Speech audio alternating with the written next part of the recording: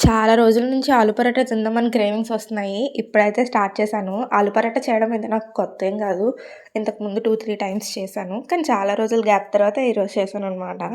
చాలా సాఫ్ట్‌గా వచ్చాయి. ఫస్ట్ అయితే బంగాళదుంపల్ని మనం ఉప్పేసి ఉడకబెట్టేసుకోవాలి. తర్వాత నేను చాపర్‌లోని కట్ చేసుకున్న ఆనియన్స్, పచ్చిమిర్చి, ఇంకా కొంచెం అల్లం వేసుకొని ఫుల్‌గా గ్రేట్ చేసేసుకున్నాననమాట చాపర్‌లో. ఈ చాపర్ అయితే నేను మీషోలో తీసుకున్నాను. ఇది అరౌండ్ ఒక 1 ఇయర్ అయిపోద్ది తీసుకొని. బాగా పనిచేస్తుంది ఇప్పటికైనా.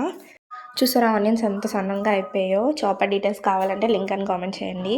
అండ్ నెక్స్ట్ అయితే ఆలు మ్యాష్ చేసేసుకొని అందులోనే మనం గ్రేట్ చేసుకున్న ఆనియన్స్, ఉప్పు, కారం, పసుపు, కొంచెం జీలకర్ర ఉంటే గరం మసాలా, చాట్ మసాలా కూడా ఏసుకోవచ్చు. మొత్తం అన్నీ కలిపి పెట్టేసుకోవాలనమాట. నెక్స్ట్ అయితే ఆ పీటకి మంచిగా ఆయిల్ రాయాలి. ఆయిల్‌తోనే పరోటా అనేది కొంచెం సాఫ్ట్‌గా వస్తది. అంటే బయటికి స్టఫింగ్ రాకుండా కొంచెం ఉంటదనమాట. ఇంకా చేత్తో నొక్కితే కొంచెం పెద్దగా అవుతది. ఇంకా అందులో తీసి స్టఫింగ్ ఏసుకోవాలనమాట. ఆ స్టఫింగ్‌ని లోపలికి మంచిగా ఒత్తి ఇంక ఎక్స్‌ట్రా ముద్దను తీసేయడమే. తర్వాత ఇంక మనం లైట్‌గా ఎక్కువ ప్రెషర్ పెట్టకుండా స్లోగా దాన్ని చపాతీలా చేసుకోవాలి. నెక్స్ట్ అయితే పాన్ వేడెక్కాక చపాతీని 2 వైపులా గోల్డ్ కలర్ వచ్చే వరకు మంచిగా ఫ్రై చేసుకోవాలి. ఎందుకంటే లోపల స్టఫ్ కూడా లైట్‌గా ఉడకాలి కాబట్టి.